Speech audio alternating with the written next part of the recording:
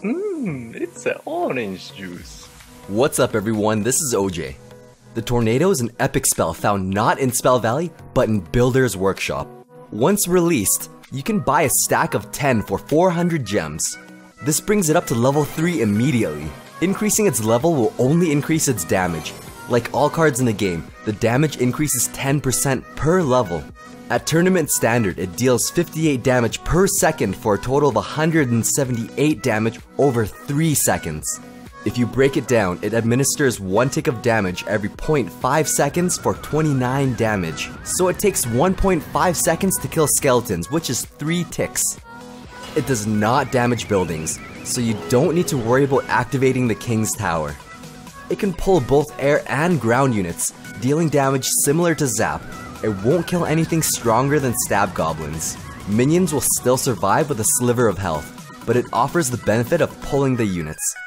Let's break down the mechanics of the Tornado. It's different from the Log. It can pull units that aren't walking.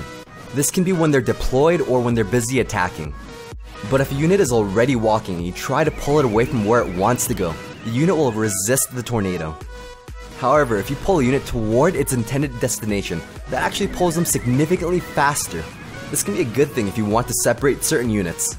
Or it can be deadly if you accidentally speed up units closer to your tower.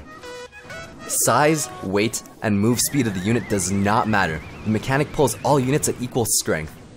Here's where it gets very interesting. Any unit sucked by the Tornado, whether they're stalled or pulled to the core, will still be able to attack, provided they're within range. This holds true with melee units as well. Since it doesn't stun units, a Valkyrie can die very fast. Essentially, you'll never want to pull Minion Horde onto your arena tower. They'll arrive faster and start attacking as soon as they're within range. If your opponent attempts to kite your unit, you can cancel it out by pulling the unit back. While units are moving, the Tornado has a tough time pulling units backwards, but easily pulls them forward. There are a crazy amount of situations where both mechanics can come in handy. Since Golems and P.E.K.K.A.s have a slower load time, you can pull them into the other lane. It's much harder to react to this with other units since it doesn't pull them very far once they start walking. It pairs nicely with ranged splashed units. It easily clumps everything up. Though not as effective as arrows, Ice Golem combined with a Tornado can take out a Minion Horde. On top of that, it pulled them away from the Hog Rider. You can potentially plant a building 4 tiles from the river and 5 tiles from the arena tower. Then use a Tornado to force a lane switch on a Giant or Golem. Just like Zap, it kills Skeleton Army and leaves Minion Horde with a sliver of health. You can separate ground and air units quite effectively since air units have a different pathing. Unlike the Log, the Tornado can't pull ground units over the river, but it does pull air units across. Oftentimes, minions will fly away, escaping the Golem's death damage, but a Tornado can keep them within range of its death damage. Now this isn't an ideal scenario for your Golem, just an example of Tornado's potential. The Giant Skeleton's bomb takes 3 seconds to explode, so it's easy to dodge, but with the Tornado you can keep them within range. Sucking a Musketeer away from your tower, it can deny her for a positive elixir trade. If the units are moving and you Tornado them, they'll resist the pull and they won't move within range of the second tower. There's less resistance when they're busy engaging in attack.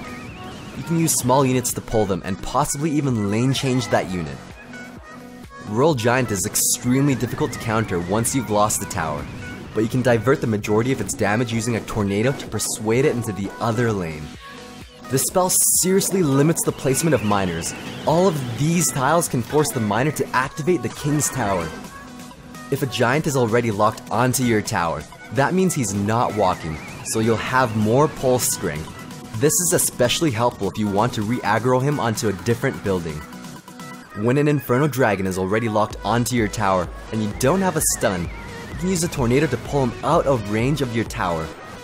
Pairing the Tornado with ranged units is very effective against melee units. Even a Mini P.E.K.K.A is slightly ranged, and the damage of the Tornado allows the Mini P.E.K.K.A to one-shot the Barbarians.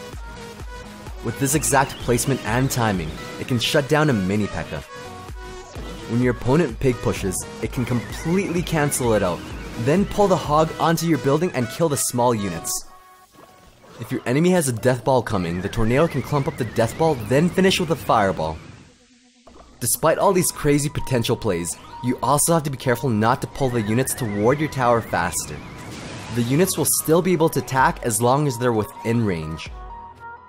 On the flip side, if you see them play a defensive tornado, you can use this to your advantage and send in a hog or giant to speed them up. Some of these tricks require precise placement and timing. It's easy to use but difficult to master. It may not see immediate potential like the log. Thanks for watching. Stay tuned for more quality OJ.